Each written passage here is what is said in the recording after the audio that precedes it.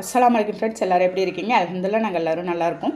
நீங்களும் நல்லா இருப்பீங்கன்னு நினைக்கிறேன். நான் இன்றைக்கி வீடியோவில் செய்ய போகிற ரெசிபி என்னென்னா நீர் தோசையும் கார சட்னி தாங்க செய்ய போகிறேன். இது ரெண்டுக்கும் காம்பினேஷன் அவ்வளோ ஒரு சூப்பராக இருக்குங்க. இப்போ வாங்க அதை எப்படி செய்யலாம்னு பார்க்கலாம். வீடியோக்குள்ளே போகிறதுக்கு முன்னாடி அப்படியே நம்ம சேனல் மும்தாஜ் கிச்சனை சப்ஸ்கிரைப் பண்ணிவிட்டு அப்படியே பக்கத்துக்கு பெல் ஐக்கானை கிளிக் பண்ணிவிடுங்க. அப்போ தான் நான் போகிற வீடியோ உங்களுக்கு உடனே வருங்க. அதுக்கு ஃபஸ்ட்டு ஒரு மிக்சிங் பவுலில் 1 கப்பு நான் சாப்பாட்டு அரிசி பச்சரிசி எடுத்துருக்கேங்க. நீங்கள் ரேஷன் அரிசி தவிர்த்துட்டு பச்சரிசி இந்த மாதிரி சாப்பாட்டு அரிசி நீங்கள் செய்யுங்க, நல்லா உங்களுக்கு சாஃப்டாக வரும்.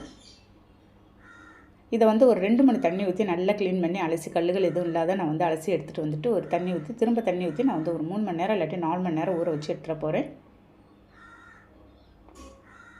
பாருங்கள், அவ்வளோ ஒரு சூப்பரான டேஸ்ட்டில் இருக்கும். ஒரு பிரேக்ஃபாஸ்ட் ரெசிபியாக கூட நீங்கள் செய்யலாம், இல்லாட்டி ஈவினிங் டைமில் கூட நீங்கள் செஞ்சு சாப்பிட்லாங்க. நான் ஊற வச்சிடுறேன். ஒரு 4 மணி நேரம் கழித்து தான் நான் இதை நெக்ஸ்ட்டு பார்க்க போகிறேன். நல்லா ஊறி இருக்கும் பாருங்கள், நல்லா ஊறி இருக்கும். இந்த சமயத்தில் நான் தண்ணி எல்லாத்தையும் ஃபில்ட்ரு பண்ணி எடுத்துகிட்டு ஒரு மிக்ஸி ஜாரில் சேர்த்துட்றேங்க. ஒரு மிக்ஸி ஜாரில் சேர்த்துட்டு 1 கப்பு நான் பச்சரிசிக்கு 1 கப்பு துருவிய தேங்காய் எடுத்துக்க போகிறேன். நீங்கள் சேமாக அதே அளவில் போடும்போது உங்களுக்கு டேஸ்ட்டு நல்லாயிருக்கும். பாருங்கள், 1 கப்பு துருவிய தேங்காய் நம்ம சேர்த்துடலாம். சேர்த்துட்டு நம்ம மீடியமாக கொஞ்சமாக தண்ணி ஊற்றிக்கிறேன். 1 டம்ளர் அளவுக்கு அந்த முழுகிற அளவுக்கு தண்ணி ஊற்றிக்கிறேங்க. தண்ணி ஊற்றிட்டு நல்லா நைஸாக அரைச்சிக்கிறேன்.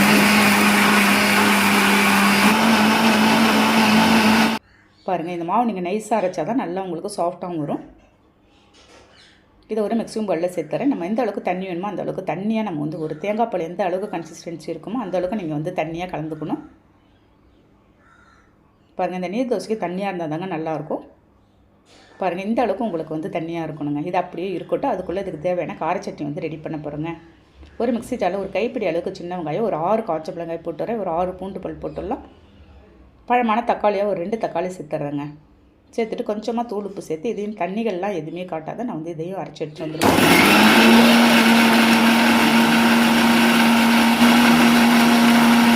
பாருங்கள், இதையும் நல்லா நைஸாக அரைச்சி எடுத்துகிட்டு வந்துடணும். பாருங்கள், இந்த மாதிரி அரைச்சி எடுத்துகிட்டு வந்துட்டு நெக்ஸ்ட்டு தாளிப்பு தான் பார்க்க போகிறேங்க. ஸ்டவ்வில் ஒரு குட்டி வானல் வச்சு ஒரு 2 ஸ்பூன் இருக்கும் கடலை எண்ணெய் ஊற்றிருக்கேன்.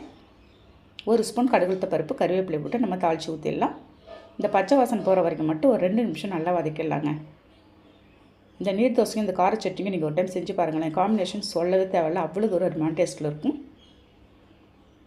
நல்லா மிக்ஸ் பண்ணி விட்டுட்டு ஃபைனலாக ஃப்ளேவருக்கோசரம் நான் கொஞ்சமாக பச்சை கருவேப்பிலையை கொஞ்சமாக போட்டு வரேன்.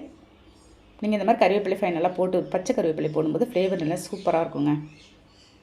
அவ்வளோதான், சட்னி ரெடி பண்ணிவிட்டு மாவு அதுக்குள்ளே நல்லா தண்ணியாக இந்த மாதிரி கரைச்சிக்கிட்டு நம்ம தோசைக்கல்லை அடுப்பில் வச்சுருக்கேங்க. எனக்கு தோசைக்கல் இப்போ நல்லா ஹீட் ஆகாத நான் ஊற்றிட்டுருக்கேன். ஹீட் ஆகாத நம்ம ஊற்றும்போது இந்த மாதிரி உங்களுக்கு ஓட்டையாக அதிகம் வராதுங்க. பாருங்கள், நம்ம நீர் தோசை செய்கிறதுக்கு எப்போயுமே தோசைக்கல் உங்களுக்கு ஹீட்டாக இருக்கும்போது தான் நம்ம ஊற்றணும். இப்போ நான் ஹீட் இல்லாத நான் ஊற்றிருக்கேன். எந்த அளவுக்கு எப்படி வருது பாருங்கள். இதுவும் நல்லா சாஃப்டாக தான் வரும். நெக்ஸ்ட்டு ஹீட் ஆக்கிட்டு நல்லா ஹீட் பண்ணிவிட்டு நான் இப்போ ஊற்ற போகிறேங்க. நல்லா ஹீட் பண்ணிவிட்டு நீங்கள் ஊற்றும்போது நல்லா உங்களுக்கு ஓட்டையாக நல்லாவே வரும். பாருங்கள், இந்த மாதிரி கேப் எல்லாத்தையும் ஃபில் பண்ணி விட்டுடலாம். நம்ம இந்த மாதிரி நல்லா நீங்கள் முக்கியமாக ஹீட் பண்ணிவிட்டு நீங்கள் இந்த மாதிரி ஊற்றுங்க, நல்லா வரும் உங்களுக்கு. பாருங்கள், அப்படியே கையாலே எடுத்து திருப்பி போட்டுடலாங்க. அவ்வளோ ஒரு சாஃப்டாக இருக்கும். இப்போ இந்த கார சட்னியோடு எடுத்து சாப்பிட்டு பார்க்கலாம், டேஸ்ட் எப்படி இருக்குன்னு பார்க்கலாங்க. பாருங்கள், கையில் எடுக்கும்போது எந்த அளவுக்கு சாஃப்டாக வருதுன்னு இந்த கார சட்னியோடு தொட்டு சாப்பிட்டு பார்க்கலாம், டேஸ்ட் எப்படி இருக்குன்னு.